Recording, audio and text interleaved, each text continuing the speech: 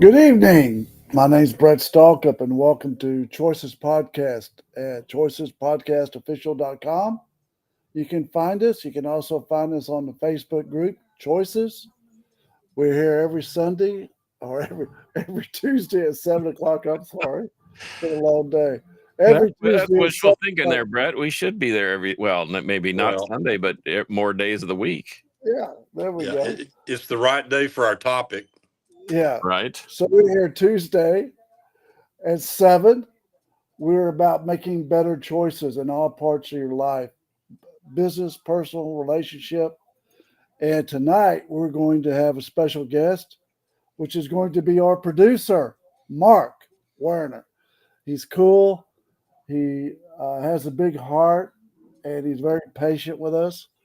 And he is very passionate about our topic tonight, which is gratitude. So before we get going, our co-host, Carcass John, and our other co-host, the Reverend Hey, Dean hey, Brewer. Yeah. good to Carcass, be here. take it, Carcass. Yes, sir. Well, so our tradition is to have some sort of a lyric from a song, and lately I've been listening to the Allman Brothers. Don't I ask me do. why. I got a collection of music, and I found this in a box of records that I had collected from somebody else, and it was in such good shape, and it was an original pressing on Capricorn Records. And I've just learned that the Allman Brothers, I missed the boat on them. They're really awesome. So anyway, Oh, yeah.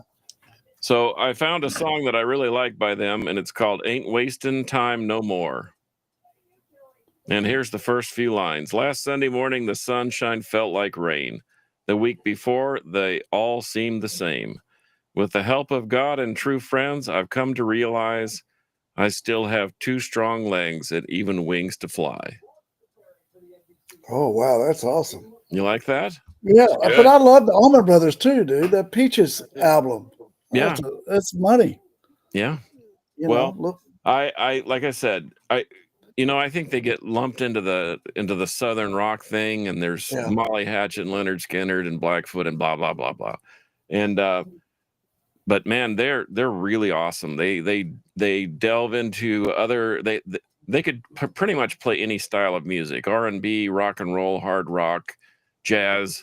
There's all sorts of elements in there that are really cool. They have a warehouse of styles they can draw from.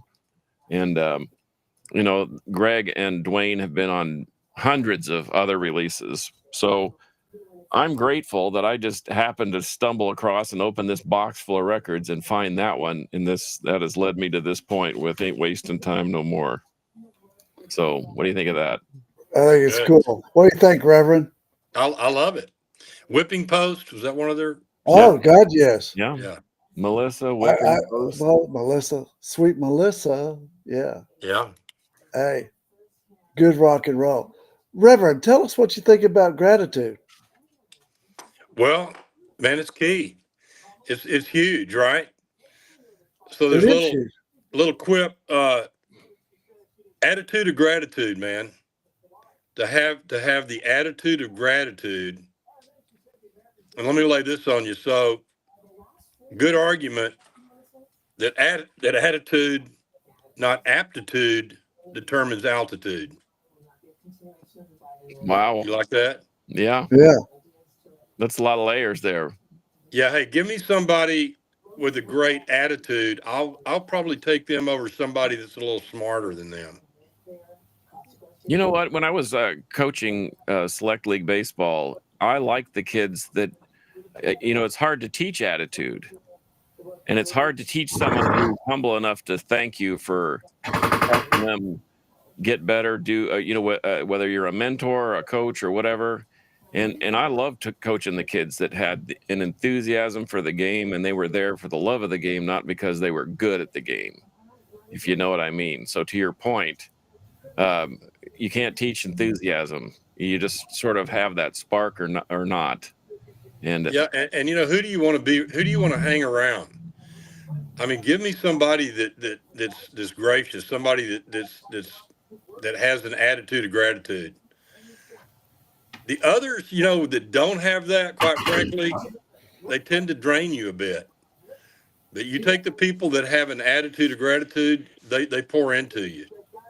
That's Yeah, who I want to hang out with. me too. What do you think, Mark? Welcome to the show you produce. We're glad you're here, all I'm the way glad- from Sir. Michigan. Yeah, gratitude's Denny, gratitude's it comes with a heavy heart sometimes, and it's a heavy word. When you think about Yeah. gratitude, I wonder if a lot of people don't understand what the word really is. They understand it's thanks, and they give to give thanks, right? But Yeah. to really understand the word, it has to come in from inside, and before it gets here, it's got to come from up here. You have to own it. You have to know it. And it's unfortunate that in this life, this human life that we live, there are people that the only way they understand gratitude is when something bad happens to them. Yeah, absolutely. Mm. Addiction. Yep. Yeah, Yeah. and then they understand it, but the minute it's back together, back to normalcy, forget about gratitude. So they forget about being humble about it, owning it, and living it. And I don't know if John can contest to this for knowing me for several years, but that is how I live. I have a motto. It's live life, don't let life live you. And there's no reason. I have no time for nobody that has no time to live. If you've got time to live and you got an ear to hear and you've got a mouth to speak, I'll listen. And it goes both ways. And I'm very humble about it. But, you have just one life to live. And why can't we enjoy it and be humble and gratitude about it? It's here. You only get one chance. Absolutely. So that's my gratitude. That's how I live my life. And I don't know if it's just who I am as a human being or a post-cancer patient, type thing, or if it's just because that's just where my heart's been all my life. It doesn't matter. It's all good. You're passionate about living your life. And Mark, let me just throw this out. I mean, I haven't. Don't you think that gratitude is kind of a first cousin of joy? You hear a Absolutely. lot of people talking about, man, I just want to be happy. Well, you know what? That's not going to be the case all the time. I mean, we're going to have some happy moments, but give me joy. I mean, joy's a lot deeper, man, than happiness. Yeah, you're right. And Well, happiness Yeah. is temporary. Joy is eternal. yes, And it takes a greater depth of gratitude and understanding to find joy. And but it's a choice, and it can be done no matter what your circumstances. It kind of cracks me up. You kind of stand people up when you go into the store and they say, "Hey, sir, you having a good day?" Well, of course I'm having a good day. It's a choice. I could have a crappy day, but who would want to decide to do that? I'm going to have a good day, or at least I'm going to try. So it's good. We're right there, guys. Listen. So in the recovery world, it's all about gratefulness, being grateful for your sobriety for that day, one day at a time. Mm. When you look into the future, you feel fear. When you look in the past, you feel guilt. That's the reason if you look at one day, the day you're living, and you're grateful for that day of living, you'll find joy. Amen. Yeah, that's good. well, Yeah. there's That's no an all at once. interesting. Go ahead. There's no all at once in anything. It takes baby steps. Yes. What are they? Let's get specific. We're all about the love and we're floating around in the clouds, but let's get specific. How can you show gratitude? 3 things. Mark, give me one.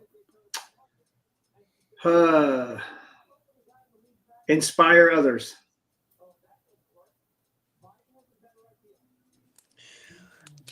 Dude, that's a lot in Inspiration, He was though. looking dead red, Brett, and he hit that one out of the park. Yeah, he did.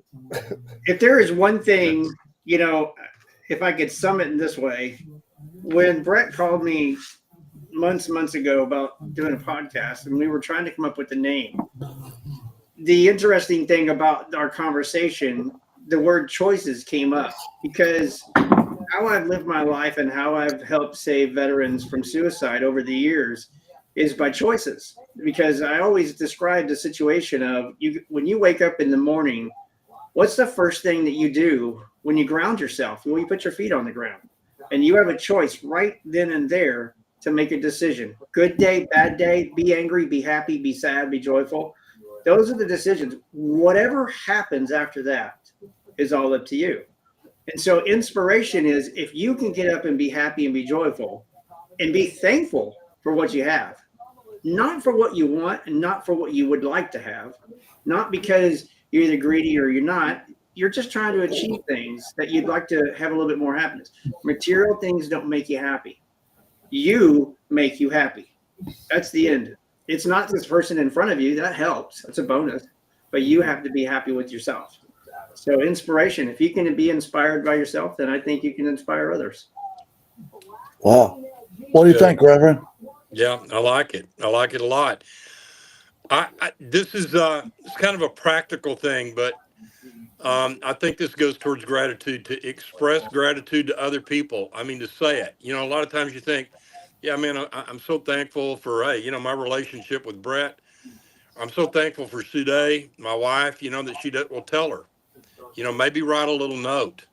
We've kind of lost the art too, I think, of, writing little notes. I mean, it can just take you 2 minutes, but just to send a little note out that said, man, hey, I just want to thank you for what you mean in my life.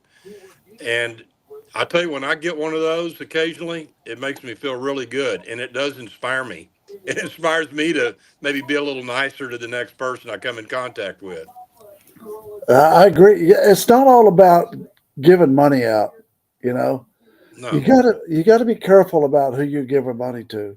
Uh, there's some great places to put money, like Florida. God bless all those people that got slammed with the hurricane. And you're sitting Yeah. there going, how can I help? How can I help? How can I help? Well, I think Red Cross is one of the best places to give. Do you guys have any other suggestions? Well, just like during Katrina, I mean, we had a church group go down there and say, "We're going to help you. We're going to physically help you clean up the mess." And they were very, very gracious.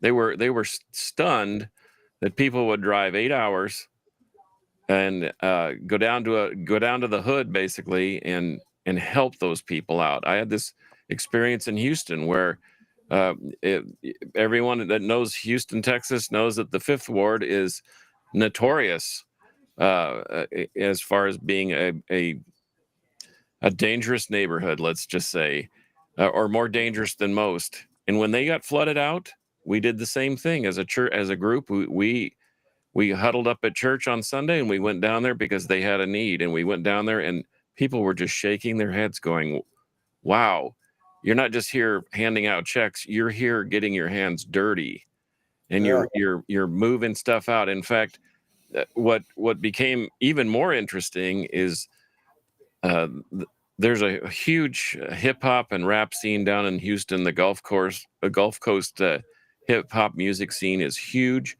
and some of those people that have some of those artists that have really succeeded and have moved away from the hood came back.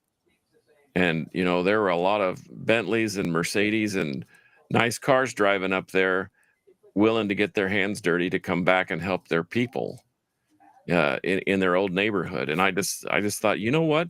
It says in James that pure religion is service to your fellow man. I can't think of anything greater than getting down there and helping them physically and just showing them a common courtesy.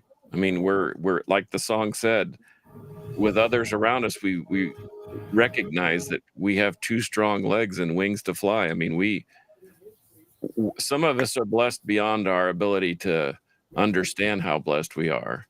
And in sharing that, I think I think we grow.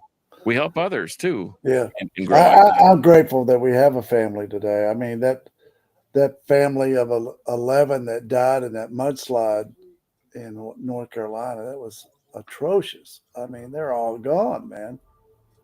It's horrible. I like, you know what? I want to stay with being specific ways to show gratitude. So we have inspire others, We have writing notes. I love that. We have physically going to help your fellow man when they're in turmoil or when they're in, disaster zone. You remember uh, somebody came on, one of our guests said, uh, every morning make 3 contact calls. Yeah, I love that. Love I that. like that too. I And do that, so and it freaks people out a little bit. it does. I've done it. Have y'all done that? Yeah, I've Yeah. done it. I've done it. I fell off a little. I started Yeah. strong, and that's the challenge, to keep those things going. But And don't you and, think and, that's a and neat way? That's a but neat way to show gratitude. yeah, and and it doesn't just have to be writing the note. I mean, I think that's kind of a cool thing because it's a lost art. Yeah. But also it's expressing it. You know, I, I'll never cease to be amazed when I have somebody tell me, my dad never told me he loved me. Uh, Yeah. I mean, how horrible is that? I mean, express yourself. Tell your kids you love them. Do it on a regular basis, right? I had the And, same father. And huh? I had the same father. I think he showed me love by introducing me to do things and talking to me, but never speaking it. And how did that make you feel, Mark? I feel like there are times I'm like my father because he taught me to forget. And I Yeah, tell you what, fellas, Unfortunate. one day you yeah, you could get a phone call, and you may not have that opportunity to tell that person that you love them. that's And right. I I always made it a point to at least tell my kids and my significant other that how I felt about them. And in fact, I keep harkening back as the year winds down, because at the end of December it's a hard few days down there, because I lost my son on the 28th of December, and for no apparent reason, according to the coroner's report. And I know I have a fair inkling of what's going to happen, that I'll be able to see him again at some point in time. But still, there's a major bit of loss. But I remember the last conversation I had with him, and I told him, I said, "I love you, son. I can't wait to hang out with you and see you again." And he said, "I love you too, Dad." And that was the last conversation we had. Now, Wow. if I'd have been mad at him, or if I'd have said some things that I shouldn't have to him, I then I carry that guilt with me. And but see, the thing is you never know. The our timeline is not our timeline has we can plan for the future, we can plan for tomorrow, we can plan for right now, but man, nothing's guaranteed. And so, to your point, we got to live for the now. We have to look at what we got right in front of us as And we be grateful. and And be be grateful. grateful. And at the Uh, same time, when you talk about love, I mean, I'd hasten to add that I love to say, that love is a verb. I mean, you got to put it into action. But man, you don't leave out the expression part too. You know, talk can be cheap, but I think we don't get real enough with the people that are close to us that we love. And I mean, in my family, I will say kudos to my parents. I mean, I heard that affirmation a lot, and I never doubted that I was loved by my parents. But a lot of people don't get that, and it can become trite too, right? I mean, hey, love you, bro. But I mean, where you genuinely have a loving relationship with somebody, don't make them guess about it. Let them know it. Isn't that the same though goes for those of us that are married and have a significant other in our life too? When you say thank you, it's just the three little or I love you. It's the three little words. It's so easy to say it, but do you really mean it? I don't, Yeah. we've been married 26 years. I don't remember and recall what year it was, whether it was 5 years or 7 years or the first year. But we made a conscious decision together to do two things for the rest of our lives. One was we never go to bed angry, ever. And we have yet to do that in 26 years. We might get mad, we might get frustrated, but the strike midnight, boom, we love each other. But we also say never take it for granted that we say I love you. And when you say it, you mean it, and you look each other in the eye, even if it's for a split millisecond. It's enough to say, I love you, turn, move, keep going. But you say it and mean it. It's good, Mark. You're preaching That's now. good. Well, Preach. when there's things that, some people say it's happy wife, happy life. No, listen, there's so many veterans that I learned a lot of gratitude over the years. But the one thing that I always learned is from these guys is you got to be the inspiration. You got to believe. You got to have the heart for it. But you got to be able to say thank you. You got to be able to have that gratitude. You got to understand what that means. And then when you're talking with someone and you're sharing the information that is a resource that's probably going to guide that person down a different path, hopefully, even if it's for a minute or for 5 minutes, but at least you're guiding. You're given some kind of form of information that they may be able to take a path to the righteous. The reality is that when you're talking with someone and you're saying the words, if you don't feel it and you don't know what you're saying, then how are you going to be that inspiration? How are you truly going to get them to believe that they can make a change? I think that's great. That's great. I'm going to stop you there, Mark. Effective listening is the best type of listening you can do. And that's where you focus in on somebody's eyeballs when they're talking. You block everything else out and you listen to them effectively, where you can almost like feel it when they say it. Huge. That's huge, Brett. It is. And it takes effective listening takes practice. No doubt. You just can't, it's a muscle. You just can't say, I'm going to be an effective listener. Right. So I have to do that because I get a little ADHD.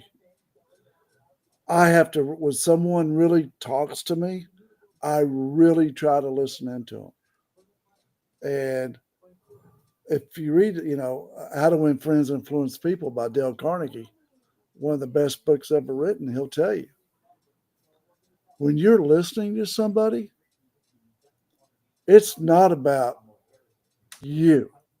It's about them. And once you learn that principle, you save yourself a lot of misery trying to figure things out. It is. You know what, Brett, to your point, I think that as we have effective listening, we get to know that person. And so when they do need something that we kind of already know, because there's a disturbance in the force or something's not right about them, that, I mean, you obviously knew that I was not happy today before the show. You knew something had gone on that had thrown me off kilter a little bit because you know me well enough.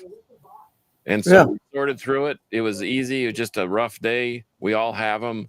It's no big deal. I love coming to these learning opportunities. And when I say, this is our podcast, well, this is my learning opportunity and my way to put it all behind. It's kind of like going to church. It's all left at the door back there, and we're in a safe space to talk about whatever. If somebody was to ask us what our podcast is about, my response would be, it's a modern day group therapy for anybody that wants to participate, because we're all learning at every show. We better be. We are. I mean, every day when we stop learning, we might as well check out. I mean, but every Tuesday, I'm excited because what am I going to learn? I'm going to learn something. And Brett, I'll tell you when it really hit me about how unusual, atypical being a great listener is. Go try a lawsuit, and think about it. You gotta be thinking every minute. You got to be listening. Yeah, I should not say. Hopefully, you're thinking. You got to be listening. You got to listen to what that witness says. You got to listen to what opposing counsel says. They get up, object. if you start daydreaming for 10 You're seconds, done. you're Done. done. And so, Done. after a day of that, you're whipped. And I'll tell you the reason you're whipped is because in the normal course of the day, we daydream all the time, right? I mean, Yeah. we'll take a little mental break. So listening is an art that we can all learn, but you have to work at it. It's you're right, because listening to a witness, you get trained on focused in. Baby Leah asked me, I told her, I said, you know what a trial's like? She said, I'm a little nervous. I said, well, let me tell you something. You don't need to be, because the minute we start, we're focused every minute until we leave that day. Right. We're never tired. We don't yawn. We don't take a break, and you don't quit. You're in battle, and you fight, and you fight until that jury comes back and gives you that wonderful news that you're looking for, hopefully. Yeah. But, that cost me a little bit on my first marriage, because I was so trained. I was trying so many cases when I was a prosecutor. I was trained to go ahead when she'd start talking. I would go ahead of her and know where she was going and just stop it. Yeah. Yeah. That was I take ownership in that.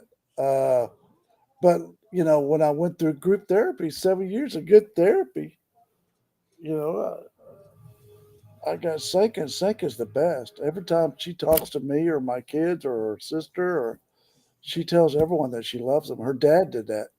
He called me in the middle of the day. The little Greek man. I love you, sweetheart. It made my day, you know. Yeah. And he knew I was taking care of his baby girl. But I think the takeaway from what I'm hearing you guys say is we really got to be living in the moment, Yeah. living one day at a time, not looking at the future, not looking behind us, but living in the moment, like Mark said, with inspiration and inspiring others. However, we can do that. That's good. And and we benefit from that. I mean, you do it hopefully for those people that you're in contact with, but it always comes back and it Oh, benefits us, right? I got it. How about this? It's always good to put your heart out there. But how about when you put your heart out there and somebody stomps on it? When you try to show gratitude and they spit in your face, or they lie to you, or Well, that's when you slug them right smack in the nut. No, I'm kidding. you got Yeah, Wow. some. yeah, that's where Yeah, that's Vinny, y'all where tell I me. was like, that's where the yeah, work that's what comes I'm in. talking Yes. about. Yeah, What that's do you tough, do? isn't it? I mean, let's just be frank, man. I mean, Do you stop that's giving? tough, Do you huh? start being grateful? I mean, you try. I I think you don't. wake up. Why do you No, do, Mark? you What? keep going. It. I can tell you how many conversations that I've had where you said something about them listening, and I remember this one guy, this one veteran friend of mine that I couldn't never get him to listen. And one day, Kim and I were happened to be at an event, and he came over and said to us, he said, "I'm so glad you guys called. This would have probably been my last night."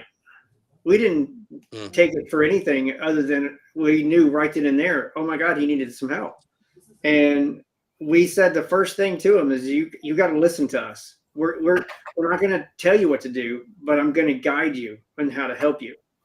And listening was the biggest thing. And I don't know, he shut the door so many times, but like Denny said, I want to smack him, but at the same time, I think I smacked him in the back of the head virtually. But each time I just went to him and just said, "Thank you, appreciate it," and he eventually came around.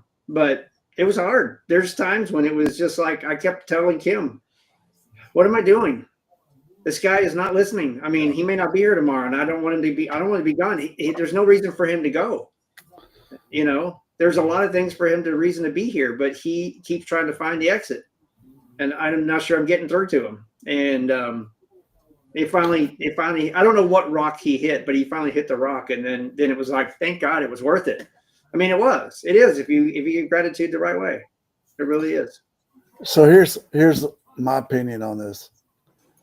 I've helped people in recovery for a long time, 35 years. I've seen the miracles. I've been part of the miracles. I've been part of the failures. But and I lose 2 or 3 a year. You give me somebody who that is just flat on the road and that barely can lift a hand, and you help them up, you knock the dirt off their tail, you throw them back in, you help them get recovery, and they're grateful, and they're gratitude, and they're humble. You give me a recovered dude or dudette, and I'll take them over the smart dude any day of the week. Because once they get that obsessive compulsive behavior going the right direction, they're unstoppable. Yeah. Unstoppable, man. They are. And so I think Mark, I think that's why it's worth it not to stop. Amen. It's we got to stay grateful every day. So the interesting thing about grateful sometimes, when I say inspire, and I know it's a broad word, but there's an interesting aspect to the gratitude process. It's being humble, live your life, enjoy your life, be joyful, be appreciative of the things you have. But more importantly, it's, if we could just focus in the moment and stop focusing so much on the past and try to stop focusing so much in the future and focus on what you can control, which is your life right there in front of you. And when you can do that, exactly. And when you can do that, guess what happens? Everybody around you starts to do it too. No doubt. Yeah. And it's it starts contagious, with isn't it? Because that negative attitude is contagious. Yeah, it is. That bad apple theory. Yeah. There's an old great pastor, J. Don George, not with us any longer. And he had this term, it's a little crass, but, called it stinking thinking. And we can control that. Our minds, when we start going there, we capture that thought, put it away, get it out of our heads. Scat. That's what the Bible says. Tell the devil to scat. Yeah. Scat. When somebody from Facebook comes in that and they start, hey, what are you doing now? Hey, scat. Don't even enter into it. It's not worth it. Or somebody hacks in your messenger and says, hey, honey, what are you doing today? Scat. Or one of those places, the big place now is the massage parlors, the Eastern massage parlors, Guys go in there and they get the nice massage with the nice finish. Stay away from them, man. You know what I mean? Yeah. You know better. Yeah. It's crazy. Don't eat the cheese. That's going to be our slogan today. Don't eat the cheese.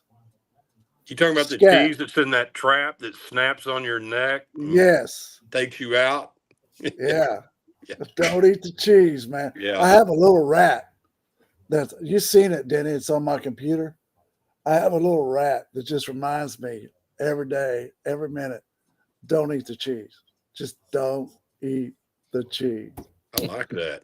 I haven't noticed that, actually. I'm surprised I haven't. That could be our first Choices t-shirt. Choices. Yeah.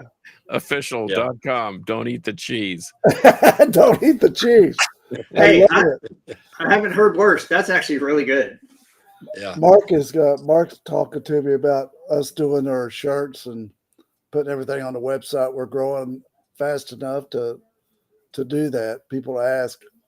I think it's time that we start doing something on our website. Absolutely. Yeah. There'll be some hoodies and shirts and beanies being made All soon. right. Closing. Last minute. Carcass. finish up. What you want to say? I think part of being gracious to others is being courteous. And I think that helps us build confidence not only in ourselves, but it shocks people in an unobtrusive way. We don't have to go running up to people and say, "What can I do to help you?" Or "I know you need my help and I'm here to help." Hold the door. Say hello. Get your head up.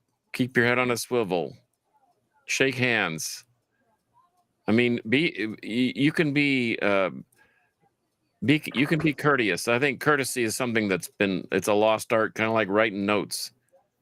And so, and I think that we have no idea, like Mark said, that one day something just clicked in this veteran guy. I don't think we appreciate the effect that we can have on somebody, that one day it just clicks and they'll say, "I remember that day that guy held the door for me." And I just thought, man, I guess there's actual humanity on the earth still. It may be something as that subtle, but you never know.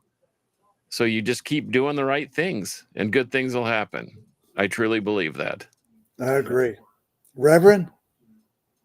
Well, I'll throw in random acts of kindness. It's a theme of America's Mighty Warriors, a great organization I'm a part of.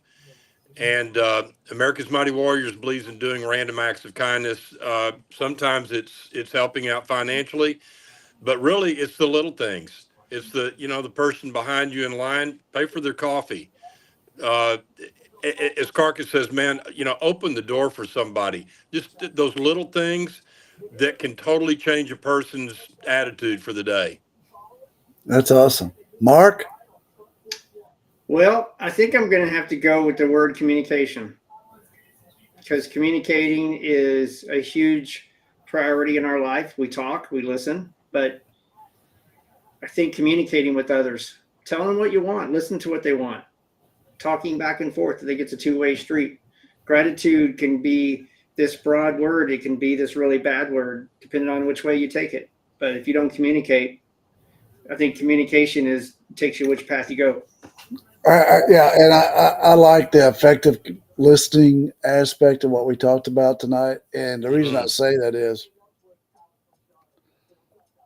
there's so much going at me a lot during the day, and sometimes I just let it bounce off, and I'm like, and I want to start listening to everybody when they come in my office more effectively, and not saying a word, but just really listening. I think that's important. That's good. So, anyways, you guys are awesome. I think we've had a great show. I'm biased though. I think we always have a great show. Mark, you're a great guest. You do so much to help all of our mighty warriors in holding their hands and helping them get back on their feet. You should be proud of your ministry. Yeah. You too, Reverend. You should be proud of your ministry. You always got words of wisdom. We love you. And Carcass, you bring such personality to the show. Well, thank you, Brett. I feel sometimes like the odd man out, but I'm really not. No, not at all. You got a heart of gold, dude. I think that we, when